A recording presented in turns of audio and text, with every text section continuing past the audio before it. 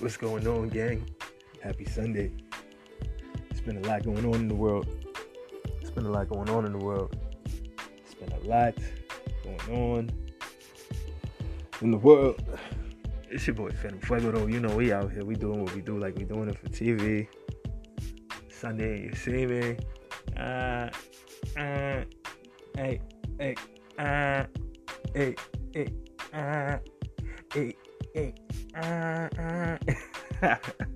I'm a little silly. Don't, you know what I mean? Pardon me, though. That's how we gotta show a little love, lighten the mood up, feel good on a Sunday. You know what I'm saying? Like we can just jump into craziness, but you know, for what? You know what I'm saying, I'm telling y'all honestly what I'm about to do. I'm about to light the fuck up. Excuse my French, but I just been on like a 3-hour Zoom call, and it was dope. Shout out to everybody that was on the call. It was amazing, but it's not the same. You know what I mean? And I don't know if that makes me crazy, but I just, you know, sometimes I like the sound of my own voice. I'm not even gonna lie to y'all. Sometimes I do like the sound of my own voice.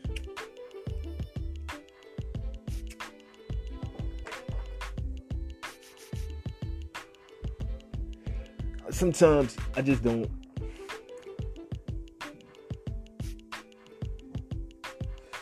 But I love the way the joint played out. It was crazy because initially, you know, I made some comments that could have seemed a bit off kilter, a bit out of zone, until another person joined the Zoom chat, and it was like, oh, like heaven opened up and worlds aligned, because pretty much the comment that was made was,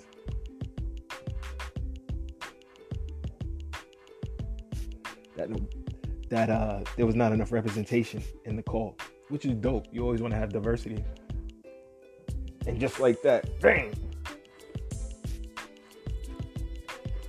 More diversity kicked in. And this new diverse person had the same ideas I had. I was like, oh, I didn't even have to say nothing no more. I was good on that point. I was like, yo, this is great. Yo, it's your boy Phantm Phuego. Phantm Phuego. We doing this like we doing it for TV. We doing this like we doing it for TV. We doing this like we doing it for TV. One for the money. 2 for the show. 3 to get ready.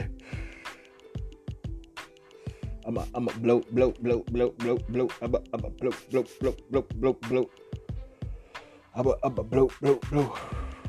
I'm a blow. Got some amazing guests coming on tonight. It's gonna be a dope vibe. Let's get to it. It's your boy Phantm Phuego. We'll jump into a break. We'll be right back. It's gonna be a good show. Let's go. Happy Sunday, y'all. This is his ghetto point of view, bringing you the news, views, reviews, and previews with just a twist of his ghetto point of view. Let's go.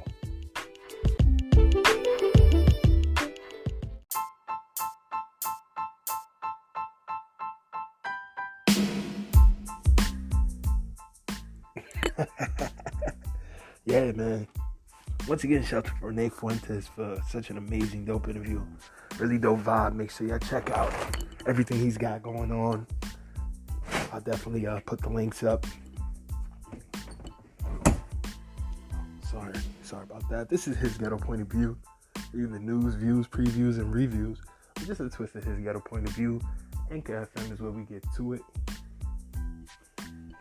Also available on Spotify, Google Podcasts, Apple Podcasts. You can listen to this through your Alexa. You know, you can listen in your headphones. Listen on your way home from work. You can listen while you're grinding at the gym. You can listen while you're whipping up that delicious plate of food or that delicious meal for your family. This ghetto point of view is here for everybody. This ghetto point of view is here for everybody. So, in other news topics, Ice Cube is catching a lot of fire for taking his contract for Black America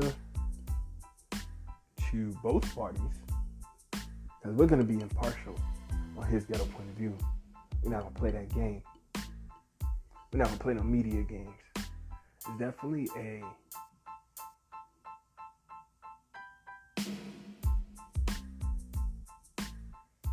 bias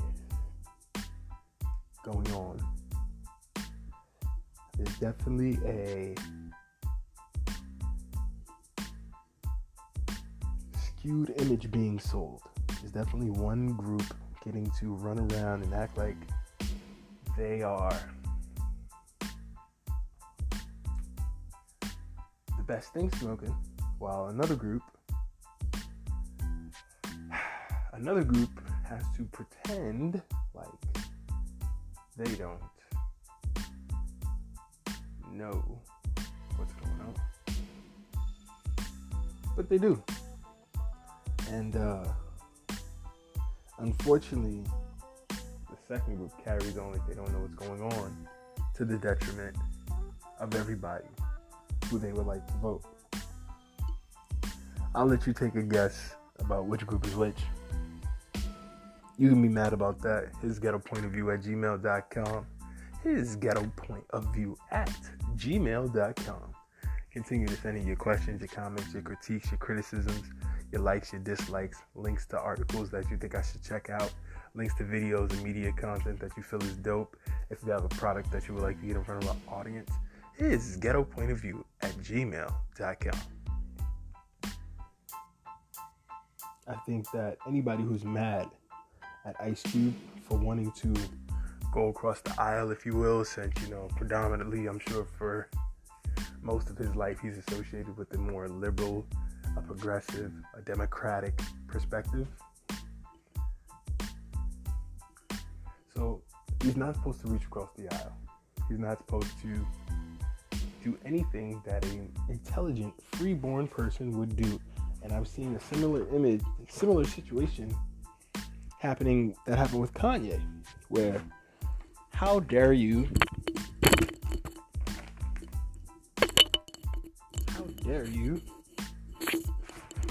try to think outside the box. How dare you? I'm so sorry, guys. How dare you try to think outside the box? We have pigeonholed you into a situation. How dare you not accept the pigeonhole? Who do you think you are? Who do you think you are? You think you have an opportunity here? You think this is for you? You think this is a good time? You think you about to win out here? You think you about to succeed? You think you about to win? No. You better vote and shut up. You better vote and shut up. That's an interesting dynamic.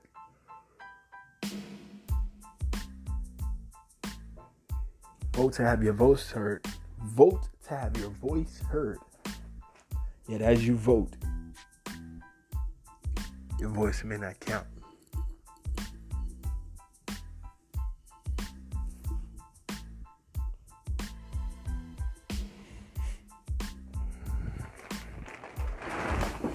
Just something to think about. So what do you do when you feeling like your vote won't count? You feel like you've done it all for nothing. Good question. We'll get into that and more. We come back. Take a break. Cheers.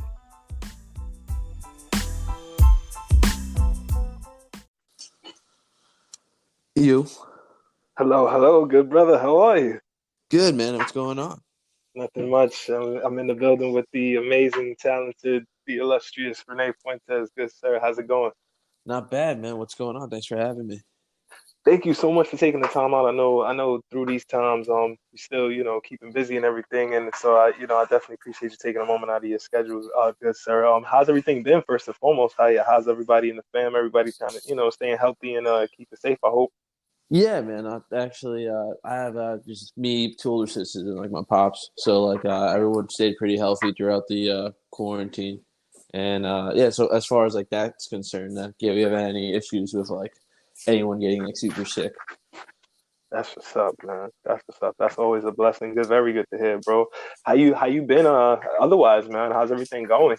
Good, man. Corona. I mean, like, Corona's a weird time for everybody. You just had to like adjust. I feel like it gave a lot of people a lot of like downtime. It gave me a lot of downtime. Like I was working like a lot prior to quarantine, other than like like the comedy endeavor, like just like actual like jobs and stuff like that. And Of course, of course. When Corona hit, everyone got like laid off. So like a lot of people didn't do shit for a couple months, and I was one of those people. Absolutely, but I'm sure you use the time and definitely put out some dope content, man. I know you never wanted to stay still for too long. Yeah, I mean, at first I definitely indulged in like being lazy and like not doing shit, and just As we got all did, of course. yeah, As we all it became a little bit of like a fat fuck, and just watched a bunch of like shows and played a bunch of video games and stuff like that. It wasn't until like I would say the mid July, I would say, when like everybody, I would say like everybody, like at least like I know, or it seemed like the general public were just like, all right, like fuck it. The first couple months of quarantine, like nobody was breaking that. But around like mid July or so, that's when I feel like everybody became like, all right, we can go out again, even if like this is absolutely yeah. So I would say end of July, beginning of August, that's when I started like throwing shows again. nice. Yeah. That's excellent, man. So before we jump into the current and future stuff, please give everybody a bit of a background story if you don't mind, man. Let people know how what initially made you fall in love with the comedy. Like, was it always comedy for you when you into please if you don't mind? So a little origin story, I guess. Yes, please, please. Well, I'm from like Hempstead, Long Island. So I never went to after high school. I never went to college or anything like that. So I spent the years from like 18 to like 22, 23, like just working, not really doing shit, not really working on anything. Like I'm sure a lot of people could relate to that.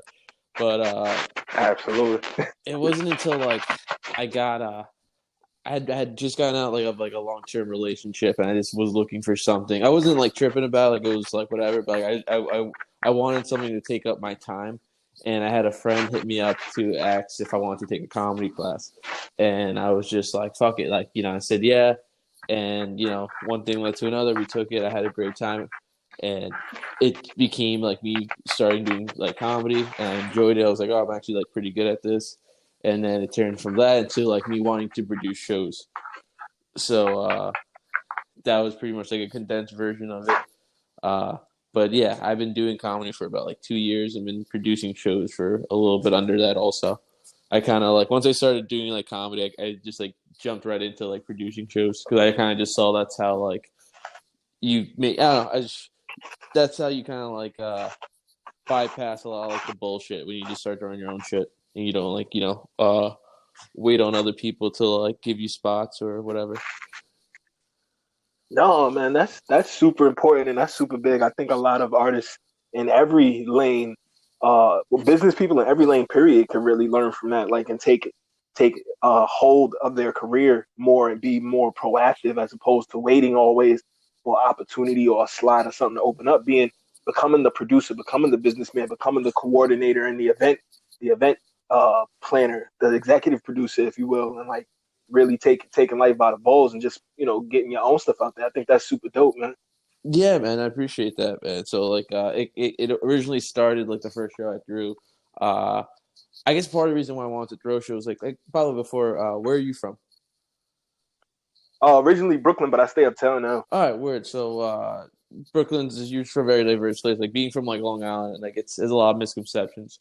It's but like for the most part in like comedy, like there's like a scene, like a Long Island comedy scene. When I first started, and I started like partaking in the scene. I kind of just it was just kind of very vanilla. Just really didn't see a lot of like people that looked like me like doing the shit or like like making I don't know like the shows were just kind of like whack. Not to like diss it or anything like that, but it just was. No, no, please, But man, speak. so I just wanted to do something like different. Like I had this idea. I hit up a homie of mine, Fritz, who I went to high school with, and he was probably like one of like the better rappers that I knew like growing up of like people Nice. who went to started doing music. So I was like, hey man, do you want to do like a comedy like hip hop show one day? This is like when I just started doing like stand up. This is just like the idea of during the first show. And he was just like, yeah, man, I'm totally down with it. And we were like, word, all right, like we'll get to work. And then we didn't speak for like 6 months. Like we just like nothing happened. And then we came across this like warehouse space, and I hit him up like out of the blue after a couple months of not like communicating about it. And I was just like, hey man, you're still down for the show? And he was like, yeah. And I was like, well, I found the spot. And he was like, awesome. So one thing led to another. We do our first show, like I think it was like the day before Christmas, like two or 3 years ago, like 2 years ago.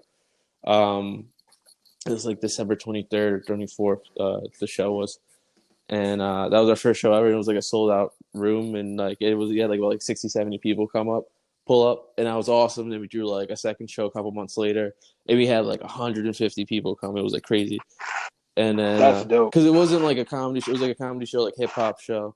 So like, it was like I don't know, it was like on some like Def Jam like underground shit, and it was it's just like it was really cool. Nice. It was really cool, man. Like fucking, we had a lot of like really cool acts, and like yeah, that just turned into us just like working together, throwing shows over like the past like 2 years and stuff like that, both like independently and together and stuff like that. So, but yeah, during these quarantine times, I was during before quarantine, I was during these bar shows at this spot in Amityville called JJ's, and that was always like really cool. Just always trying to find different places to throw shows, and that was a really cool spot.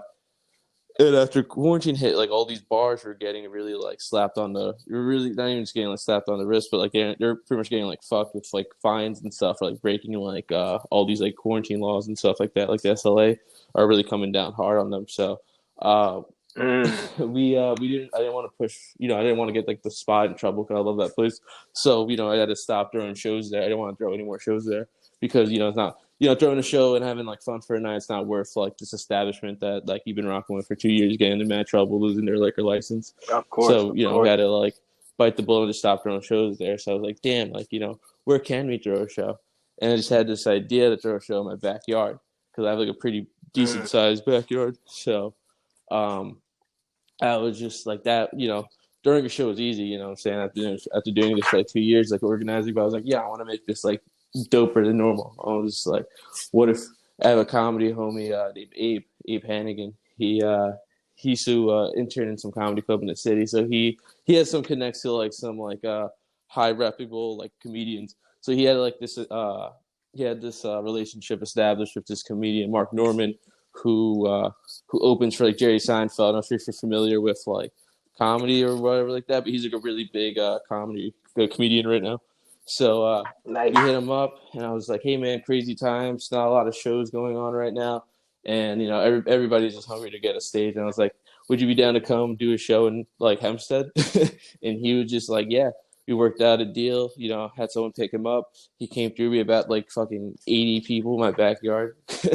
Wow. Yeah, my dad was really cool about it, like having the show there. That's excellent, man. Yeah, so we did it. It was an awesome night, and a couple weeks later, it was like a week or two ago, we did it again. We did this other show with this guy named Sam Morril, who's another like big time comedian. He was in like the Joker movie. Like he's just a really cool, really reputable dude. And then this upcoming Saturday, I got a show with like this comedian named Aaron Berg, and just before it gets like super cold, just banging these backyard shows out, and also like adding like a music element to it, so it's not just like a comedy show. It's just a really cool ass vibe. That's excellent, man. That's really dope. You spoke to a couple things though that I would definitely love to touch on before some follow-ups. You definitely spoke to the importance of maximizing your networking, taking advantage of, okay, how do you flip the situation and make it the best for you? How do you take this time of uncertainty and turn it into an opportunity? And it sounds like you figured out a way that, you can control the situation as much as you can, and, utilizing your resources, figured out how you can still get your art there and, changed in the times. And that's what it's all about, man. Evolution and evolving. Can you speak to how that helps artists or just business people in general keep up with the times? It just it's as simple as adapt or die. You know what I'm saying? Like if you gotta like a lot of restaurants that that there's a lot of restaurants that went under, but there's a lot of restaurants that are just like, all right, let's buy some fucking outside shit and like make it work. And like it just a matter like no matter like what like no matter how unfair the situation might be like that how unfair the situation that is thrown at you, like you just gotta adapt and just like it doesn't matter how unfair it is because like people have won with less than what you have, so you just gotta like make it work. Wow. People have one with less than you have, so you gotta just I really like that, man. That's a very dope mindset and a mantra to have. Um, did you always have that like that stick to itiveness and that type of mindset, or is that something you developed over time, like especially Definitely like develop over time. I don't know how old mm, you are. I'm 25 and I'm definitely like between. I remember just being like that's still very young to a lot of people, and it is very still like very young. But like I just know like how much I've grown since like 25 from then when I was like 18. I remember being like 18, 19, just being like a shithead, and like I, yeah, hey, you definitely gotta like. It's definitely something I grew over time with. Like I just use a mindset you gain from the wins and the losses and stuff. that's dope, man. Do you feel like having that type of control over your career has helped you move yourself, propel yourself faster? Because I honestly would have never realized that you had only been on stages for that time frame with the level of control you have. You know, your comfortability, your comfort level on stage. Your the way you control the crowd and like you ebb and flow. You got good timing. Like I would have never guessed that. Oh yeah, no, thank you. I appreciate that, man. And I'm definitely like nowhere near like perfect at like this stand up show. I'm still working on it. Still have my still like Yeah, still yeah, I absolutely, still man. But suck you got some sometimes. chops, But thank you. I man. appreciate that, man. Of course. But growing up, I'm sure a lot of people I grew up with probably would never have like see me doing this what I do now. Never would have guessed it. I was always just like a really quiet kid, but I was always a really funny kid, despite being like quiet. Like I was always just I knew I was always funny growing up. That's just how like Mm. you just that's just how you like I guess in a sense survive like yeah it's like the cruel like adolescent years. Just like you just if you're funny, no one like dislikes you. No, that's dope, man. Absolutely. So, like, who were some of your influences in coming up in comedy? Like, who were some of the people that you looked at from the past, and like, who were some of like the current people that you really rock with? At different like stages of my life, it was like a different like person. But I would say Of growing up, course. I can think like one of the first like comedy specials that like I remember like fucking with like super heavy was John Leguizamo Freak. And you know who Mm. John Leguizamo is? Like he Oh yeah, yeah like absolutely, absolutely. He's a dope yeah actor he's too, man. awesome, I don't think he gets enough credit for his dude. He's range. amazing. Like he can go from like super funny stuff and doing stand up to like really being a serious. I don't think John Leguizamo gets enough credit for his range as an actor, man. He's as an entertainer. Period. He's dope. Yeah, Like no, him and the camera's a yeah, good no, match. and like So, like Freak yeah, came out. I honestly think it came out before I was even born.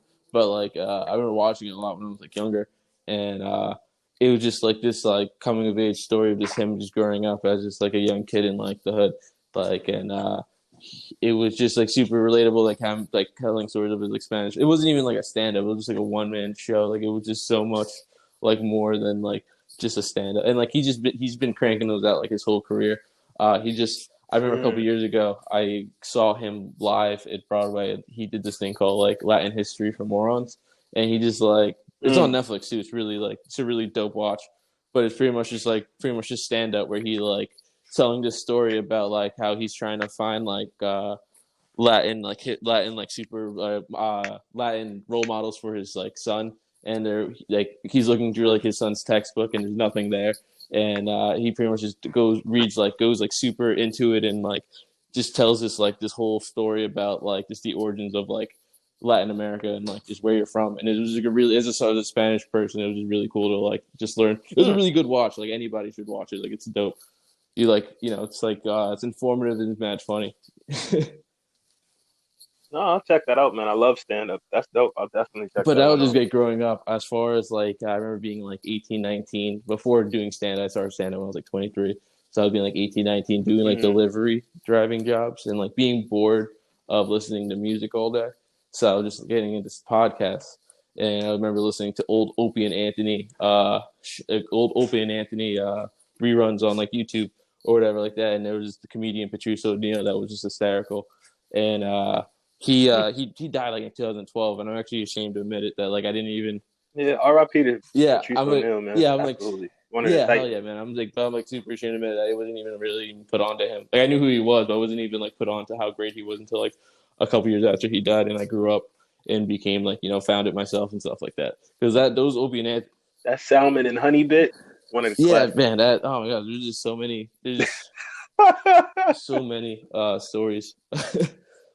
But Yeah. He was starting to branch out into the acting too, man. So that was unfortunate. But I'm sorry. Please yeah, no, he was continue. awesome. Like I remember seeing him in like The Office, Arrested Development, and then like there's a couple like Yeah, really shitty yeah. movies he did also that were just like funny. Like he did like this like it was like a really bad like late night comedy movie you watch at like 2 in the morning on like Comedy Central with like Johnny Mm. Knoxville. I forgot what it was called, but it was like it was like a bad movie, but it was like you'd appreciate it.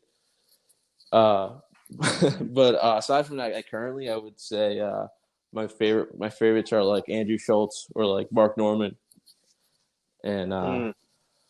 I'm a big fan of uh, I still think John Leguizamo was pretty funny, and like I love George Lopez.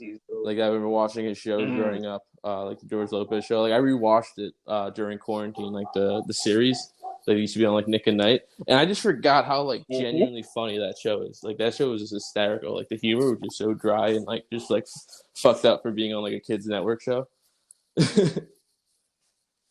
But he definitely delivers all the Yeah, yeah, time. That's true, yeah. man. No, that's dope, man. If you could write for any show right now, which one would it be and why? That's on the air right now. Uh, Yes. Or streaming. If it's a streaming show that we don't know about, put us on. uh, yo, you ever seen The Boys? No, who The does that one? Boys is like this. It's just this Amazon Prime show that's it's based on Okay. like a superhero comic book. It's not like Marvel or DC or anything like that. But it's actually executive produced by like Seth Rogen and shit.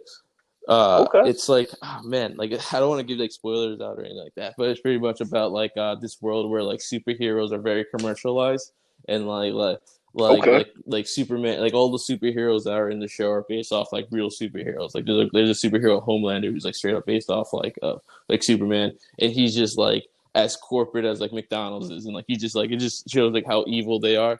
And it's about like a team of like anti-heroes trying to bring them down. It's like a really dope ass show. Like it's fucking I recommend it. Uh, okay. Okay. The boys. Definitely will check that out. Good But sir. Definitely appreciate as that. far as All like right. comedy shows go, I would say like there was this it's cheating. It went off the air a couple years ago, but there was a show called like Man Seeking Woman, with like had like Eric Okay. Andre in it and stuff like that. And that was just like a very funny show. Dave, I would say Dave probably. Dave is a really good show right now. I think it's hysterical that I would love to write for. Um, and Very like nice. SNL because like that's just where the bag's at, you know. The SNL is definitely where the bag is at. I guess you have to cut your teeth at the SNL table for a while. But I guess not. It's not as much these days. It probably still is. It probably still is, right? Would you say it's they kind of still have the same whole even with the internet shows kind of giving people a little bit more of a platform. You feel like most guys, if they want to take that next big jump, they still gotta go cut their teeth at SNL a little bit. Yes and no. Just because it's like SNL isn't what it was like 20 years ago. Hell, it wasn't even. It's not what it was 10 years ago. And it's like Yeah, I yeah. feel like now with like Instagram and like YouTube and stuff like that, you could like you can get a following like that. So you don't necessarily need them to like you necessarily need them, but I'm sure like no one will pass up the opportunity to work for them. If it Yeah. comes your way, that's very true. No, that's a very good point. That's a very good point. So, if you could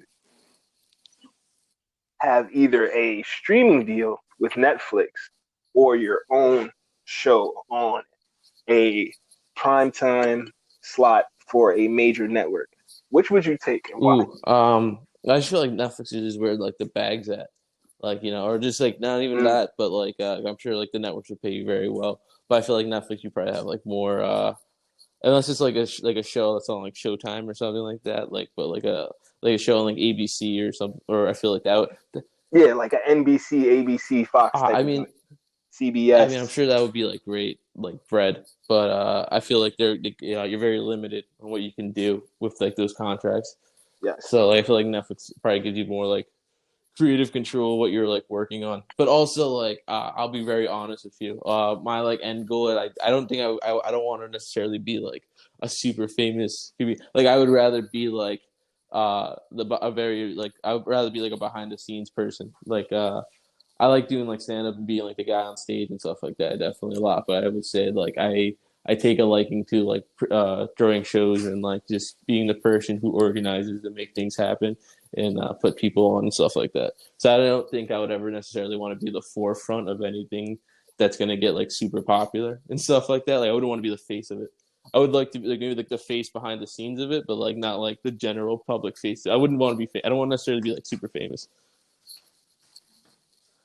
Okay. Okay. So would you say like a part of your long term plan is to expand more definitely into the event promotions and possibly transitioning into the role of like a not maybe not on that level, but like the Cat Williams, Kevin Hart's of the world, where you have like a production entity and talent that you feed through said platform, and like so a almost like a circuit of places that they can go, show their Yeah, wares and exactly. manage and Exactly. produce. Like, I started when I started doing the shows, I started throwing them under this entity called Big Chuckles Production. And when I throw shows, it's never about like, I promote a bunch of shows, man, you follow me. So like it's never like, hey man, this is the Renè Funtès show. Like no, this is like a Big Chuckles show and it's promoting like and it's throwing up all these like really awesome, like dope people that like you guys should be aware of because they're like mad talented. So it's never really like about like putting me on or anything like that. Obviously, I want to put myself on stuff like that, but like it wasn't like the end goal of it. So I feel like the end goal with like Big Chuckles production is it's like a comedy network. Nice, awesome, awesome. That's excellent, man. In addition to doing the live stuff, are you also going to be putting out any new specials that we should be looking out Nah, no for? specials for me. No, no, I'm not there yet. Okay, But okay, I'm definitely going okay, up. We got a bunch of shows coming up, and I'm definitely working on the craft and just getting better at it and shit like that. There's clips up there of me doing my thing, and I definitely think they're awesome clips. I think I'm a very funny guy, but Nah, man, you definitely do your thing on stage, big bro. It's very funny to yeah, watch. I appreciate that, man. But yeah, I'm not putting out like any like hour specials yet. But I do got. Oh no, maybe not a half hour, but like a little. I definitely think you got 15 in the bag, Oh man, no, bro. definitely. That's yeah, no, definitely, man, definitely. But I think if I were to put out like clips of my stuff, it would. I don't think it would be like a 15-minute like thing. I think it'd probably just be like 2-minute clips at a time or something like that. Okay, okay. Do you definitely feel like with the way the with social media and stuff that's a more effective marketing strategy to hit people with the quicker bits? I guess even with companies like Quick Bites coming out, I guess we see that the transition is to smaller amounts of content that just are more impactful, right? So I guess that kind of makes sense with the way things are Yeah, moving. that and also like I've always been very jealous of like musicians and stuff like that, just because like you go to like you'll go to your favorite artist concert and you want to hear the song you heard a million times. You know what I'm saying? But like, comedy isn't like Mm, that. You hear a mm, joke once and then like it's a great joke.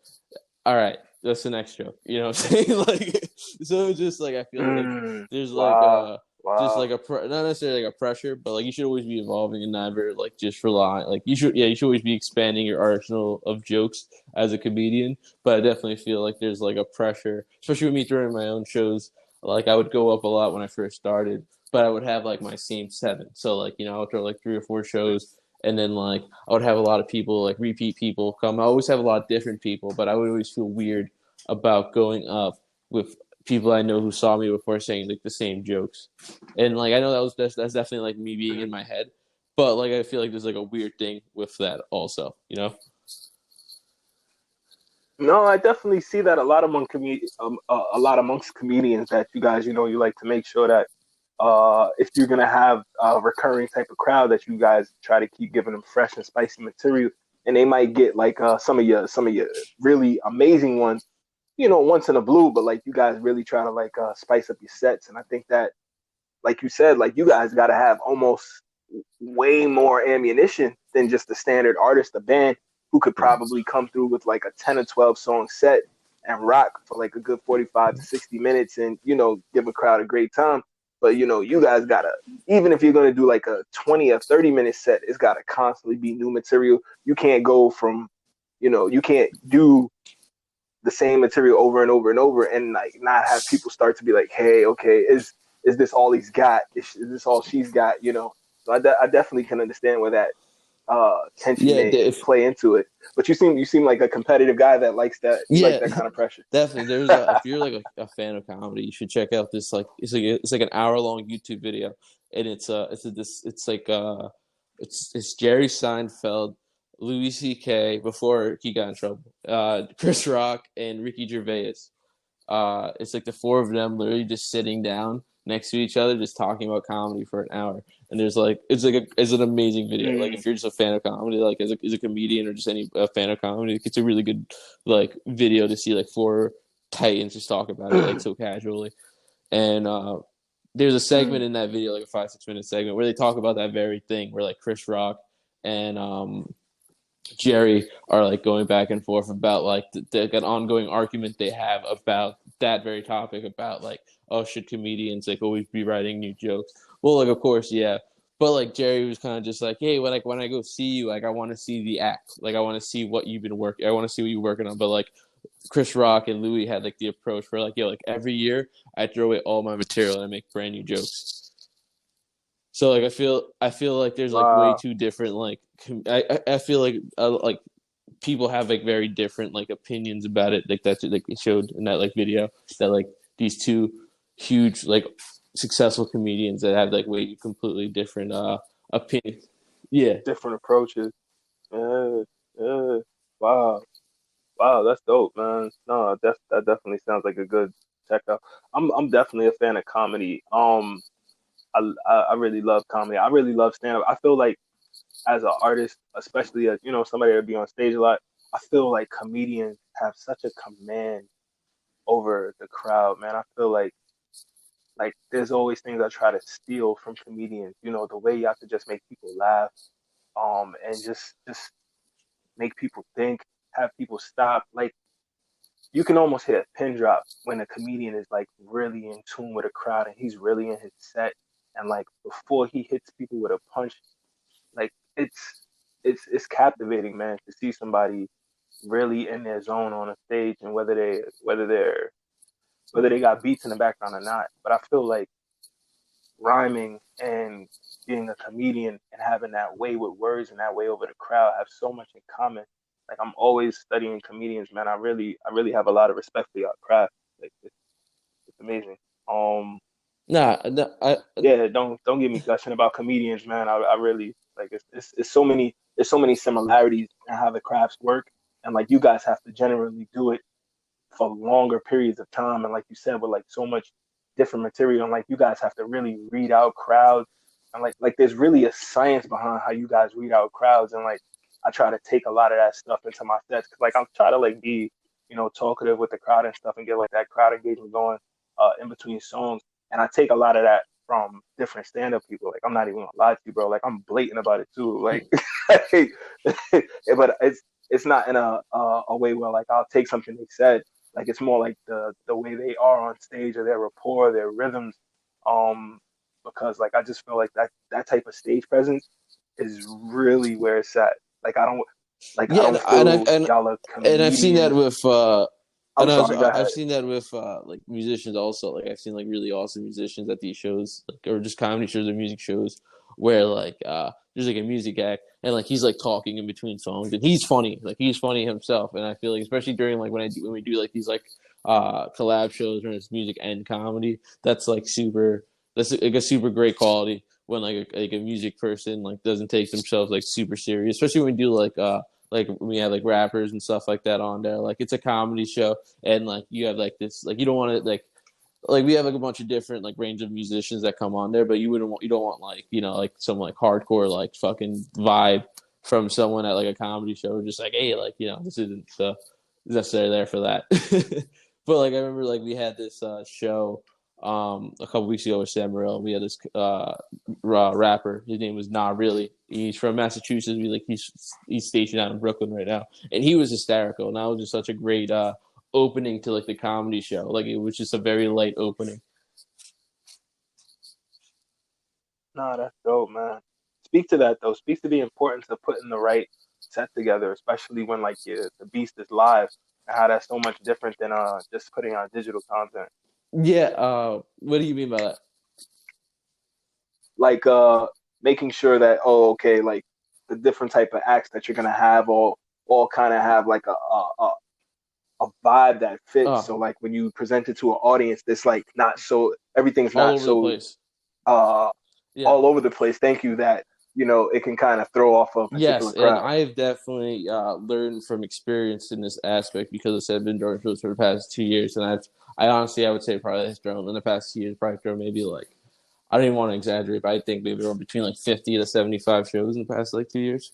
And like some of them were big, some of them were like small, whatever like that. But I've definitely like incorporated did a bunch of shows where I incorporated music and comedy, and I fucked with like the way I would set it up.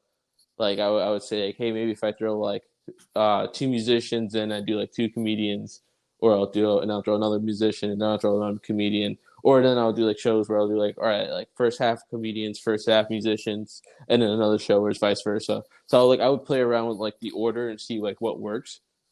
And I would say like I would say like you can definitely mix them, but like one has to be more predominant than the other. You know what I'm saying? Like it has Mm, if it's like a music if it's like a comedy show, then like there should really be like only like one or two music acts. But like if there's like if it's like 'cause I feel like when I was doing the music acts, like it would some people like with music you can kind of like you can be into it but also like still talk to like the person next to you. So with comedy you gotta really be like paying attention. It's ideal that the crowd's paying attention.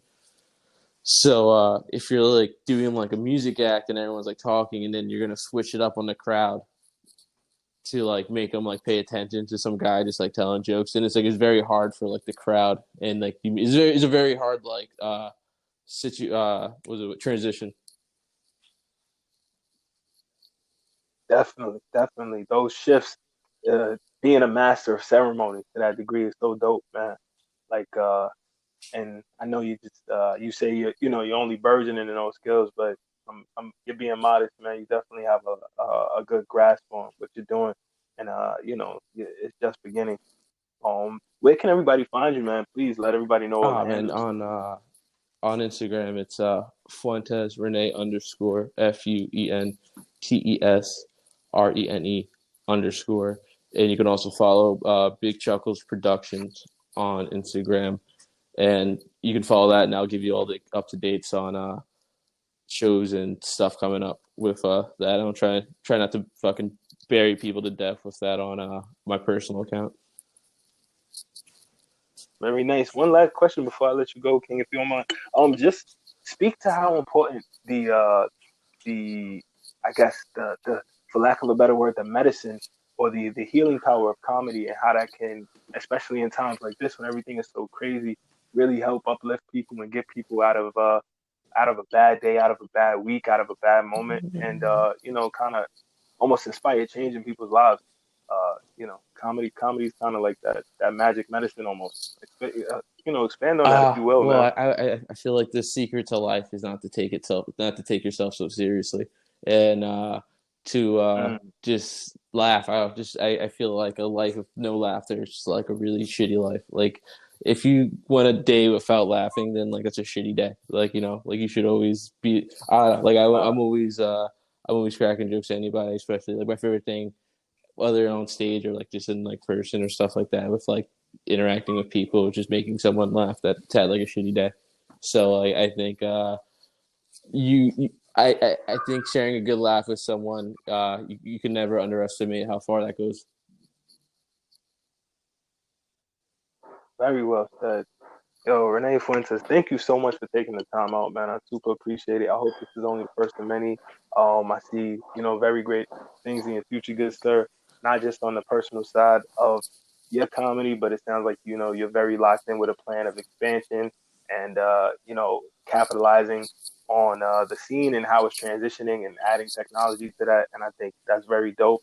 And that mixture is definitely a winning formula, and I think the sky's the limit for you, good bro. And I look forward to just watching the Thank platform. you, man. I appreciate that, man. If you ever want to pop out to the show, man, let me know. I definitely got you. Oh, I super appreciate that. It was definitely a pleasure, good sir. Thank you so much for taking a moment out. I All really right, no problem, man. appreciate it. Thank you for having me.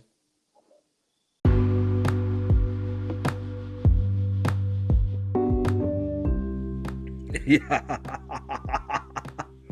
Yeah, we are back. We are back. This is Phantm Phuego.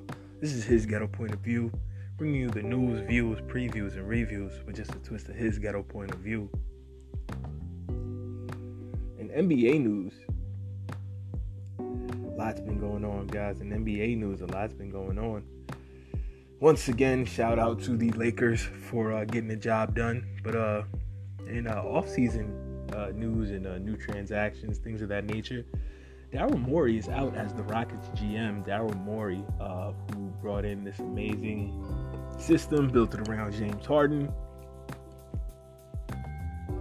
is now out as the GM of the Rockets. Definitely wish him well. I'm sure he'll land on his feet. But that leaves a lot of questions for the Rockets now. Is it time to break up the Harden-Westbrook combination? Did they give up on the Chris Paul-Harden combination too prematurely? Some people say the owners of the team wanted Chris Paul out. Some people say Harden wanted Chris Paul out. Is Harden the right guy to have kept? Should they have kept Chris Paul? If they get rid of Harden, can they build around Russell Westbrook and another superstar? We'll see what happens. I think Harden is an amazing player. I don't see why he hasn't been able to go further in his career. I think his game is the prototypical shooting guard game for this league. The step backs, the drop steps, the side steps, shooting daggers from way beyond, and having an insane layup package and owning the free throw line. I think those things keep defenders honest, and I think they keep him from being able to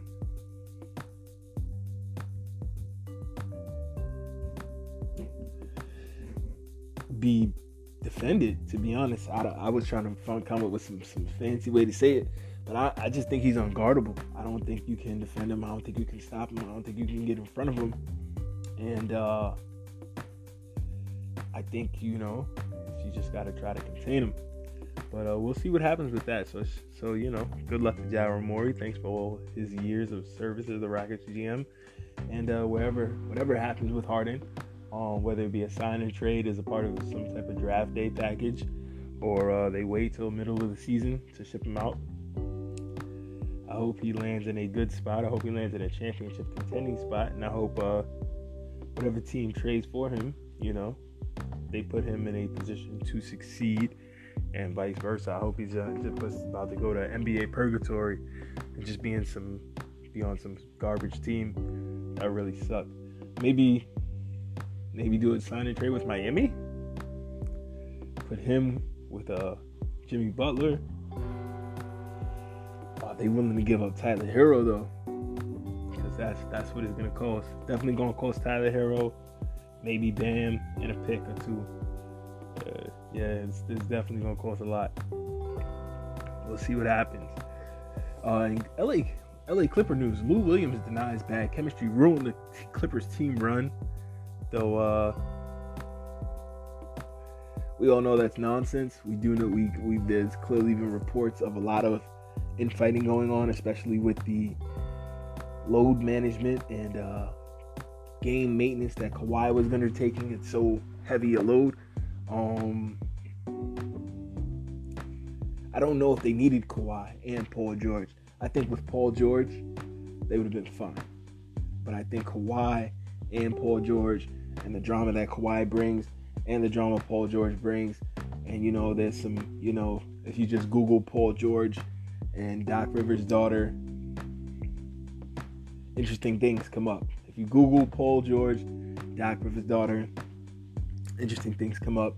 There's reportedly a relationship between the two of them back in the day, and now Doc Rivers' daughter is actually in a very serious relationship with Seth Curry, brother of Steph Curry, if they're not already married. So kudos and congrats to them if they did already officially tie the knot or are on the way to. Congrats. I wish you guys a lifelong happiness. Paul George, it's kind of messy. It's a little messy. And I think this stuff between Paul George and Doc Rivers and Lou Williams and Montrezl Harrell, and unfortunately the Kawhi, I think that stuff might have been too much for a team that was so much about team and working together and camaraderie. I don't know if they needed to make these big splashy moves. I think that they tried to get too good too fast instead of keeping Tobias Harris, possibly bringing in another smaller piece or two that would have helped them get over the hump. I don't know if they would have won a championship, but I could have definitely seen them winning the West with Tobias Harris being the main scoring option around a Lou Williams, a Montrezl Harrell, Patrick Beverley, Shai Gilgeous-Alexander. I mean, maybe bring Chris Paul back. Why not? Keep Shai Gilgeous, bring Chris Paul back. I don't know if they needed to make these really, really big, splashy moves, I think they just was one piece away, and I don't think it needed to be a big piece. I think maybe get a big man, bring in a Hassan Whiteside. Or if you're going to trade Shai, trade him for a young big man. That was really the thing that was holding them back. I know everybody's into this small ball system now, but they've been dominated by teams with bigs this entire time. So bring back a classic big. Not somebody that has to play the whole game, but somebody you can run 10, 15 plays through each half and, open up the court for your wing players. Open up the court for your three-point snipers. Don't just have everybody clogging the lanes on Kawhi and Paul George. Just doesn't make any sense to me. But I'm not the coach.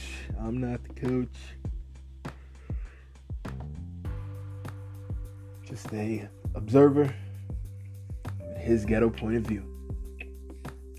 Other NBA news: Gary Payton says he is ready to help and coach as a coach in the NBA. I definitely think Gary Payton, Patrick Ewing, Jerry Stackhouse, Sam Cassell.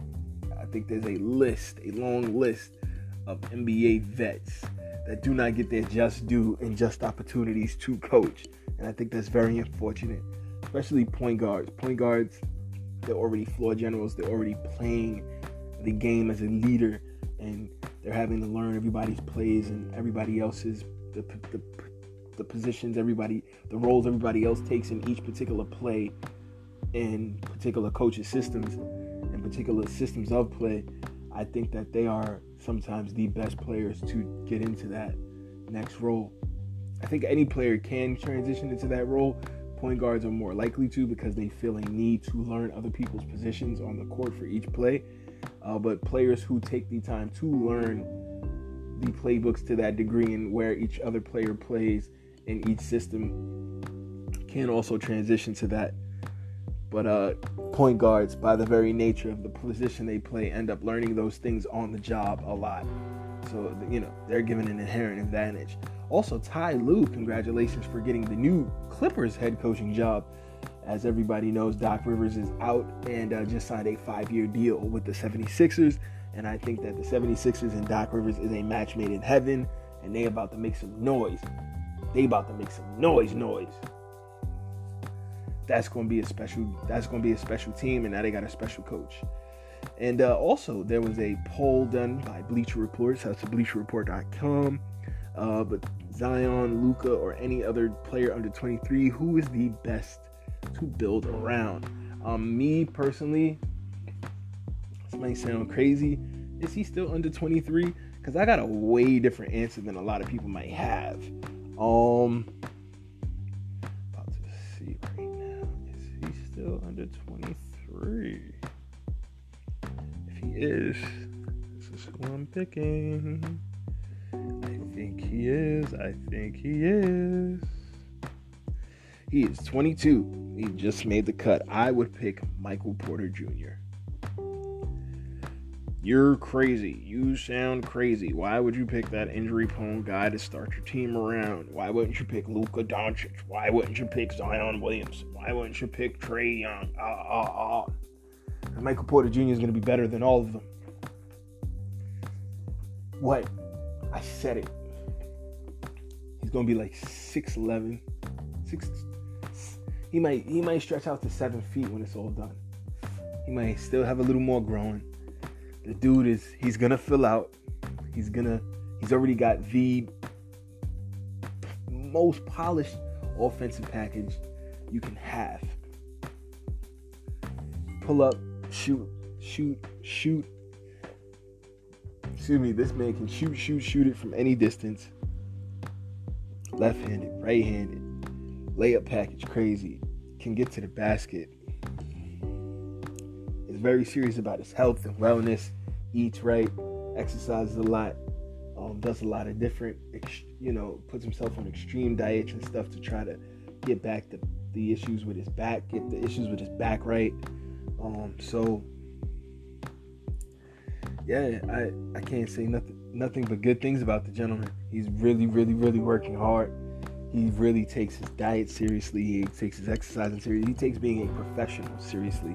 And he talks the talk. And, he wants the spotlight. He wants the ball in his hands. He doesn't care if he's on a team full of veterans. He feels he's that guy. And I love that. I feel that would have worked great in New York. I feel him and RJ Barrett could have been an insane duo. Him and RJ Barrett could have been an insane duo. But I digress. I feel that Michael Porter Jr. is gonna be that guy. Close second, I do have RJ Barrett. Is he still under? If he is, those are my guys. You guys can take Luka Doncic. Listen, Luka's gonna be a bad problem for a long time. But I think RJ may win a lot of rings when it's all said and done.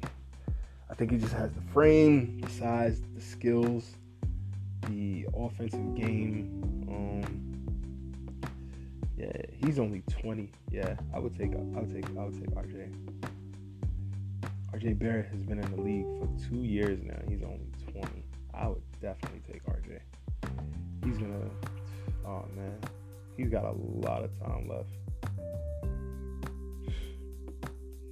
People forget this kid won a gold medal at the under 18 games of FIBA. RJ Barrett, I'm talking about. Some of his accolades and career highlights. He was an All-American in 19, Jerry West Award winner in 2019, McDonald's All-American, Jordan Brand Classic player, Gatorade National Player of the Year in 2018. He was Mr. Basketball for all of USA and the Naismith Player of the Year, and won the Wooden Player of the Year in 2018, which is so he won the Gatorade Player of the Year, Mr. Basketball, Naismith Wooden Award, all in 20. That's very serious. And was a McDonald's All-American, Jordan Brand. Wow. Yeah, this kid, he's destined for greatness. He's already been great. I think that he'll win a lot of rings. And if I was picking under 20 guys, RJ is definitely one of the guys I want to have, without question.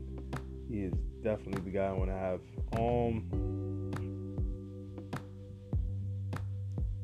So all I can say about that, there are some reports that the Knicks may be willing to move him to get to get higher. Unfortunately, to get a higher draft pick. Or there's also been some allegations that they may move him to get Russell Westbrook. So possible. If the Knicks can get Russell Westbrook, I say bring him in here. Why not? I mean, come on, Knicks. What else you got going, right? Bring Russell Westbrook to the Garden. Let him go crazy. Why not? But won't win many games, but it'll be fun to watch. So yeah, that's all I got to say about NBA news. This is his Ghetto point of view, bringing you the news, views, previews, and reviews. Just a twist of his Ghetto point of view. Saw an amazing film this week in Film Review's Trial of the Chicago 7, starring Sacha Baron Cohen. Amazing film, guys. Amazing film. Learned about the story about the Chicago 7. Initially, the Chicago 8. Bobby Seale was with them, and he kind of just got caught up in it. They were tried for inciting a huge riot in Chicago, but eventually they were acquitted on appeals. But the whole trial was just, it was definitely a political trial, as it were. It was definitely a trial where they were trying to railroad these gentlemen just for trying to stand up for the rights of citizens and fight back, against tyrannical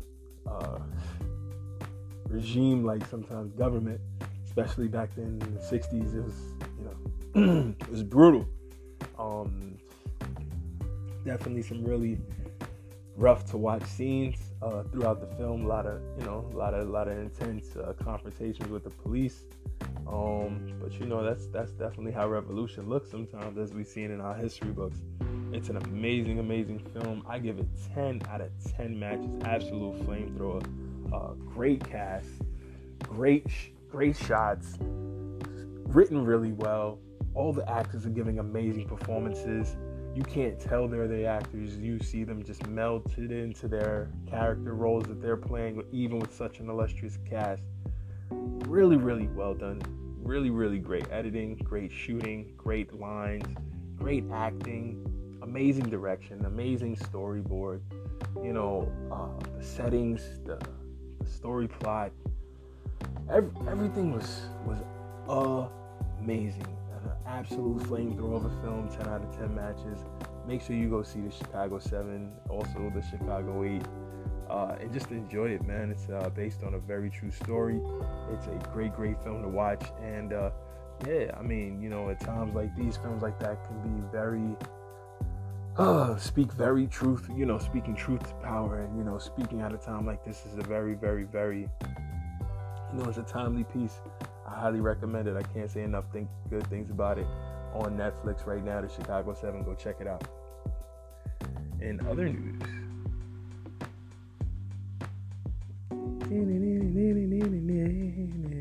Madagascar herbal treatment for COVID-19, also known as the coronavirus, known as COVID Organics, is in phase 3 testing with the World Health Organization and CDC Africa, and they are moving to open up a factory in Madagascar to mass produce their herbal treatment, which is looked like a very promising treatment for aiding people who are going through coronavirus, or as a possible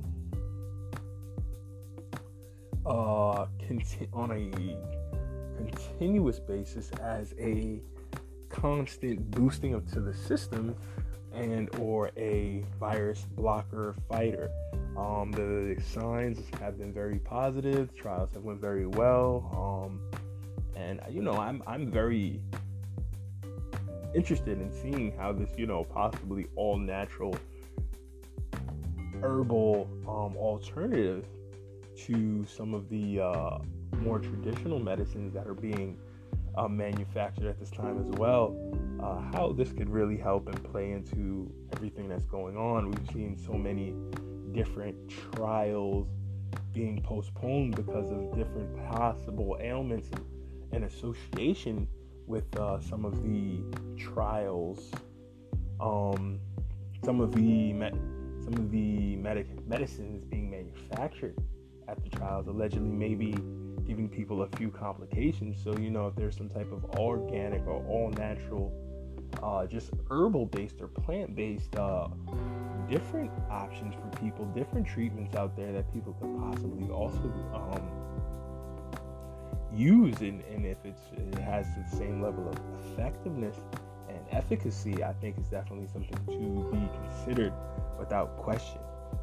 So we'll definitely keep an eye on that. Keep an eye on Madagascar. Keep an eye on the COVID organics herbal treatment and how that regimen would look if they get to export that to other countries, especially the Western world. Would the Western world be even willing to take the help from Madagascar with the highly contested relationship Madagascar has with much of the Western world? That's definitely something to look at. I would hope, though, that if Madagascar does have the means to help, that they would be allowed to help, because I mean, come on, that's what it's all about at the end of the day.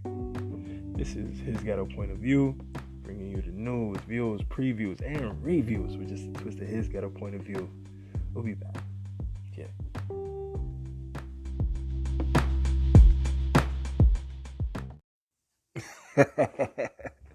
Yeah, you guys are the greatest audience in the world. Shouts to Renè Funtès once again. Make sure you check out everything he's doing all across social media. Check out his shows that he's having. It's gonna be a dope vibe until they shut us all down. Get to it and get the laughs in. Him and his team, they produce amazing comedy nights and dope vibe with the music as well. So it's a good time. It's your host, Phantm Phuego. You guys, what can I say? I'm the luckiest guy in the world. I have the greatest audience in the world. And you guys make this all worthwhile. Please continue to like, share, and subscribe to the show. Tell a friend to tell a friend. His ghetto point of view is out here Wednesdays and Sundays. Wednesdays and Sundays. Wednesdays and Sundays. Thank you guys so much. See you guys on Wednesday. Getting out of here. Have a great night. Cheers.